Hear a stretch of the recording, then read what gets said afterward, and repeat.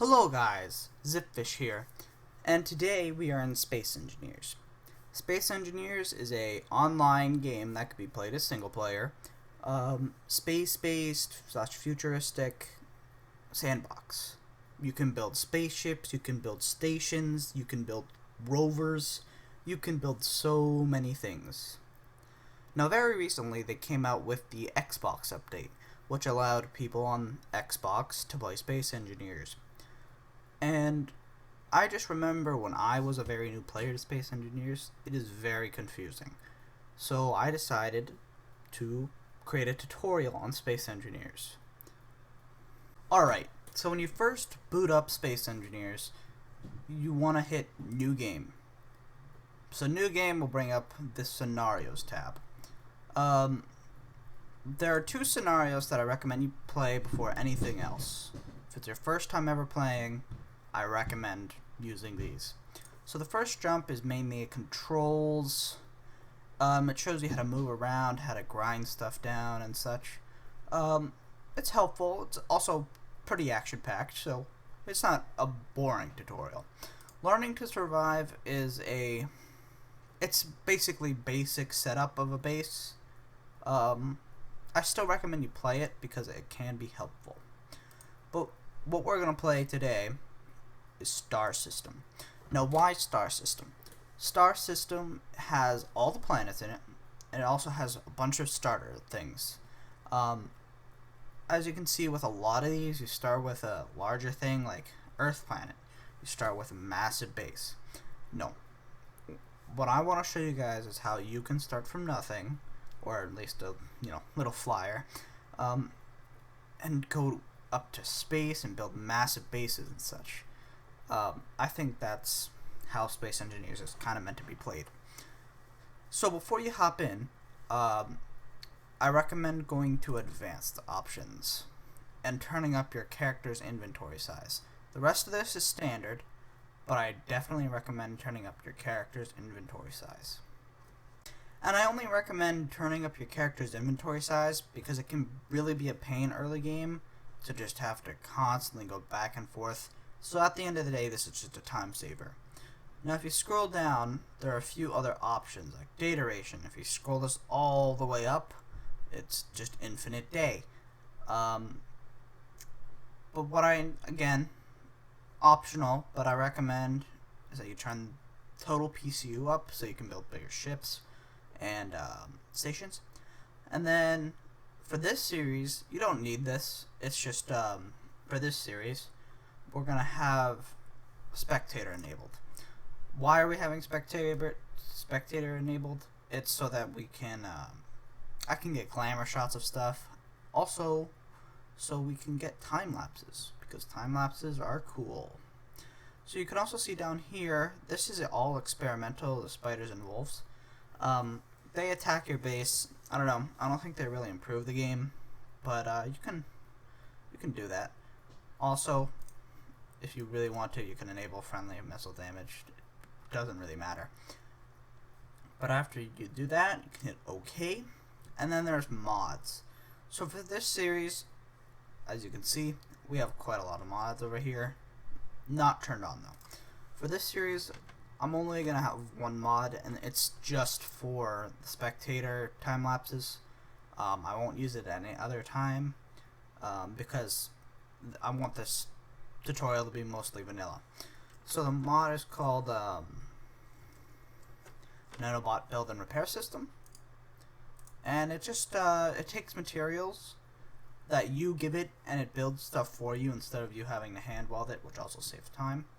But I will only be using it for time lapses. Okay, and after you do all that stuff, you are good to hop into the game. So after you get through that loading screen, you are brought to this medical rooms tab. And as you can see, various drop pods and pods are in the respawn bay. So there's Earth-like, Moon, Alien, which is it's where the spiders spawn if you have them enabled. Titan, which is the moon of Alien. Mars, Europa, and Triton, which is pretty much just a big ice ball. And then you have also a space pod, which spawns you randomly in space with a few more starting things over these ones. And the moon drop pod is the only one that spawns you in with a rover. But for the sake of this series, we're going to play the Earth-like drop pod. And when you're ready, just hit respawn. So I'm going to hit V. I don't know the key binding for Xbox, and I'm just going to look around. Enabling third person. So, just looking around, I want to look for ice lakes. Because ice lakes are the only way you can get into space. So, on my brief glance around, I didn't see any ice lakes. Because this is snowy, you can mine the snow. Oh, we're rolling. Alright.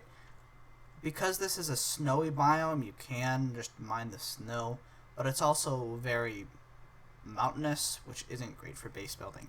So, you can just hit your quick load button, which on PC is default F5, and then you just hit yes. Now what this does is, it'll quick load and bring you back to the medical rooms tab, where you can just simply hit respawn again, and it brings you to a new starting location, which kind of lets you pick and choose where you start, which I think is fairly important, because otherwise you'd be in a pretty crappy location. So let's try this again. Respawn. Let's go into third person again. Nope, I'm not seeing an ice lake. Which, by the way, in Space Engineers, there's no water, there's just ice. Which I think is kind of cool. But I will come back once I find a suitable location, just doing this over and over again. Alright guys, we've just spawned in this world and we are landing directly on an ice lake. This is probably the best thing that you could possibly get. And I think this is honestly one of the first time that it's ever happened to me. So we are going to start directly on an ice lake, which is helpful. Because it also gives us easy access to ore deposits. Which is really good because it means that you don't have to grind as much early game. So once you land, you probably want to take a look around your pod. So right here, we have our battery, which just supplies power to the rest of our craft. We have a few atmospheric thrusters, which allows us to fly in places with oxygen in their air. We have our survival kit, which is the primary thing, which lets us survive. And we also have the O2H2O generator, which we go into, has an oxygen bottle and a hydrogen bottle, as well as a little bit of starting ice. Hydrogen allows you to fly. So on PC, you can hit X, and then if you played the jump tutorial, Q and E to roll, WASD to move forward, backwards, and side to side, and then C and spacebar to move up and down. Also, make sure you take off your helmet, because we are on an Earth-like planet, which lets us breathe.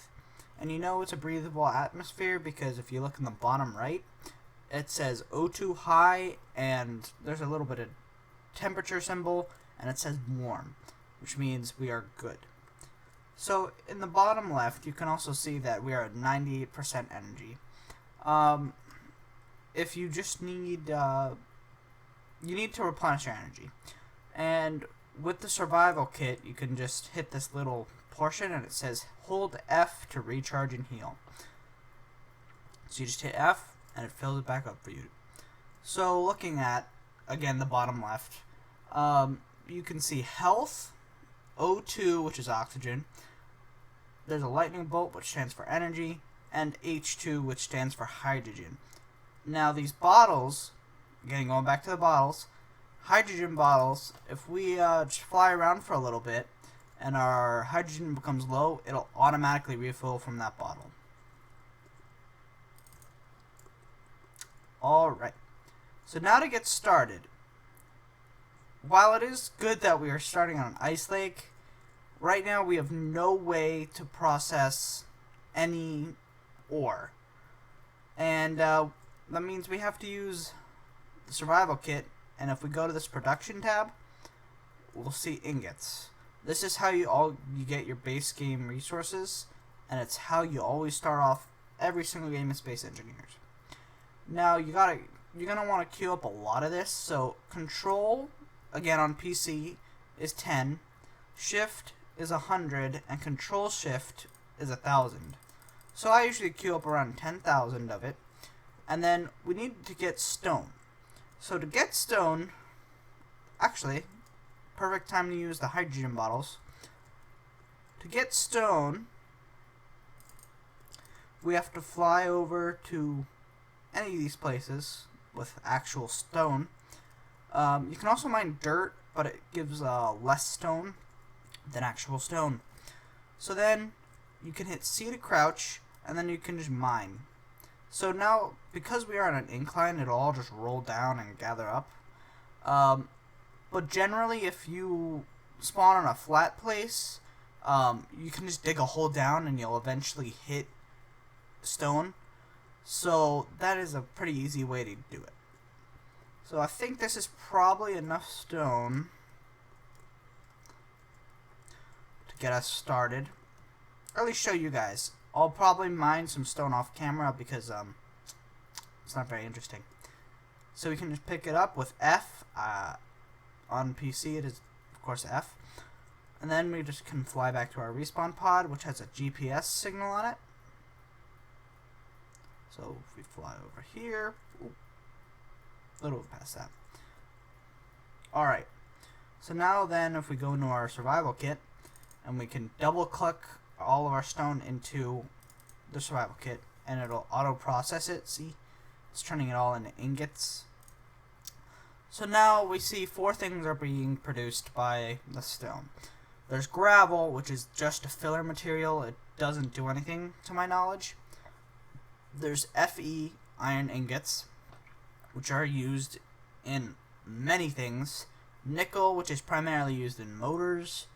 And silicon, which is used in displays and computers. As you can see here, we have a list of available assemblers, and we have the survival kit listed. The survival kit can only make the most basic of components. So we can make computers, construction components, displays. Again, directly in the middle you can see what each one requires, and this is per one. There's steel plates, which are the basics of pretty much everything. Solar cells, motors, interior plates, and girders. So, we need some iron ingots to get steel plates. So if we just get up to 20 of these, once it finishes processing the stone into this, it'll just automatically go on to what's next. And as you can see, we don't have enough iron ingots to do this. So I will go back and mine a little bit more, and then I will be back. So while mining, I noticed over there's an unknown signal. Now unknown signals are very, very good early game because they are like little pods that carry special content which you can equip from a medical bay. We'll get more into that later. But really early game, they give you a few free materials because you can grind them up, and they also have a cargo container. So as you can see, this is what it looks like. If I hit F on this button, try your luck to get in a special item. Yay, we got rainbow boots. But here's what we can really do. As you can see, steel plates, if I just grind it down, I get all of these components. And this is so helpful early game because you don't have a really good way to get ore. Like, this parachute hatch has a bunch of components which I would have to get a better assembler for.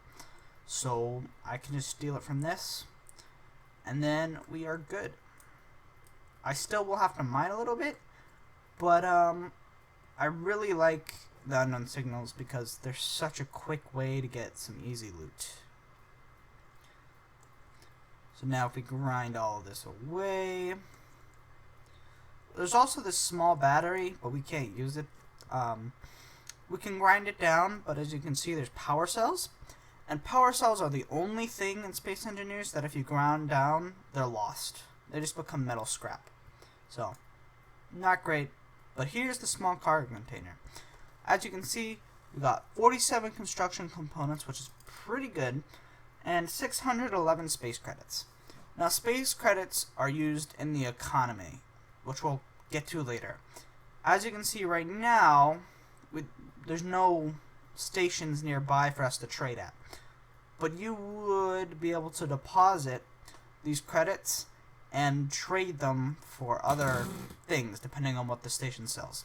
So we can just grind that down, and then it'll just sit there. You can also grind it down with your grinder to destroy items. Come on. Please. Well, you can. Trust me. It allows you to just there we go. You can just destroy items. So I will go back to mining, and then I will be back when I have more components, and then we can start on our base. Alright.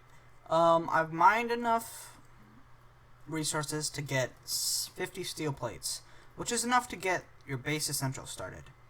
After getting that much resource, you can hit G, which brings up your block menu. Now, something to mention is that we are playing with progression, which you have to build certain blocks before you can unlock others and place. So, like basic assembler, before we can build interior turrets, spotlights, or medical rooms, we need to build a basic assembler. That's basically how it works. But for right now, we need... Most of this stuff is also defaultedly on your bar. But for right now, we need light armor blocks. Again, the plus here, it means you can scroll through and see various different blocks. I like this because it means I don't have to hit keys a lot, and it's fairly simple. Also, if you hit 4, it goes to a small grid block. Right now, we need large grid because we're going to build a station, so we need large grid blocks.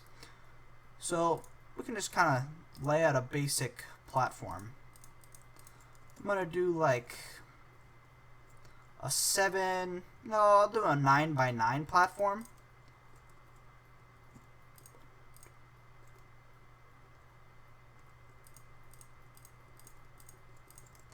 And then we can just fill it in. No, it doesn't really matter how large your platform is. I just usually build it fairly large because we're going to need a lot of stuff. So it's just easier to build it large in the beginning so that you don't have to worry about it later.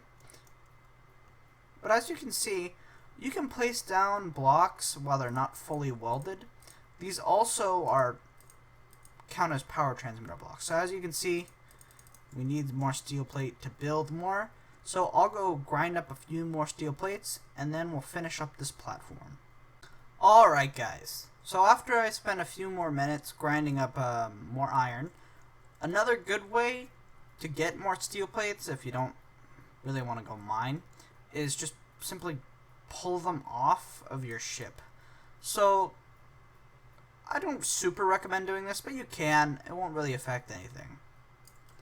So I did that, as well as I processed more steel plates in this, and I built up our platform. So after you do this, you're going to want to get some basic power, because before you can build anything on this, you need to be able to power it. So if we just do something like this, and we build out a decent way, I like to go out about 12 blocks. And then usually I go up around quite a few blocks. So we need more steel plate. You can simply go here, grab it. Alright. Now we just need to build up.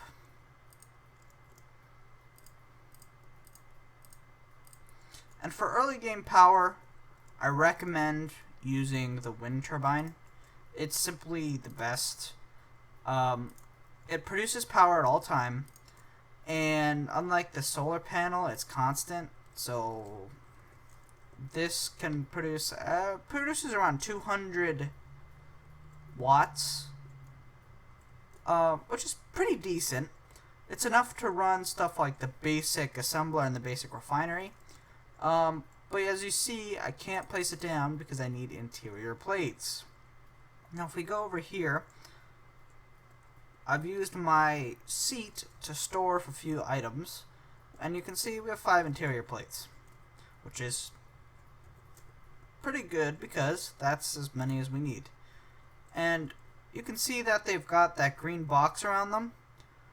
All blocks have that green outline, but you need to make sure on wind turbines that you don't go into that at all with another wind turbine, because otherwise their wind clearance, which is how they produce power, makes them less efficient, and you get less power out of them, which you don't want. So after placing those down, you need to weld them up. What you need, I only recommend welding stuff up to functional because that's as much as you need to. You can weld them up further to give them more health and such, but there's not really a reason to. Alright, and as you can see in the distance, there's another unknown signal. And then, to refill my hydrogen, because I've been using it to fly back and forth, we can just double click it into there, and it refills it almost instantly. So I'm going to go over to that unknown signal. I'm going to grind up more resources to weld up that, and then I'll be back when we're about to do a few more base setup things. Alright guys, so for the basics of your base, it's pretty simple. You need a basic assembler, a basic refinery, and I recommend getting a small cargo container too. So what you want to do is that you see this basic refinery has 2 of those, I guess you would say, slots, with the gray in the middle and outlined in yellow. So what those are their conveyor ports, which means that other blocks with ports like that can connect to this. So if we look at the basic assembler, it only has one conveyor port, which means we need to attach this to one, and then the small cargo container has one on every side. We can't really see the top right now, but trust me, it has one on every side. So what you want to do is that you want to go like small cargo container, then basic refinery, and you can just rotate it like that, and then basic assembler. We can just rotate it around like that. And then all you gotta do is weld them up. Like this. And this. And this. And finally, like this. So now that you finally have all of this set up, you now can go out and search for ores. And if we look on our production tab, because we have the basic assembler, we can craft a lot more stuff. It also assembles stuff faster.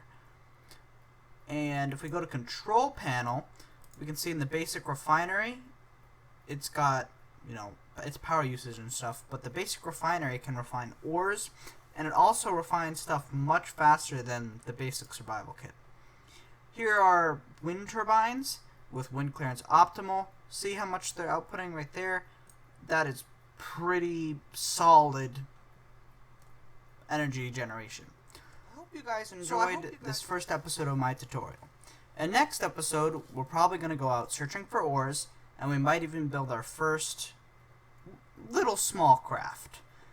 But if you made it this far, I hope you like and subscribed if you enjoyed it, and if you, didn't enjoy it, leave me a comment down below and explain, why you didn't. I like to improve, and I like criticism. So with that said, I hope you guys have a great day, and goodbye.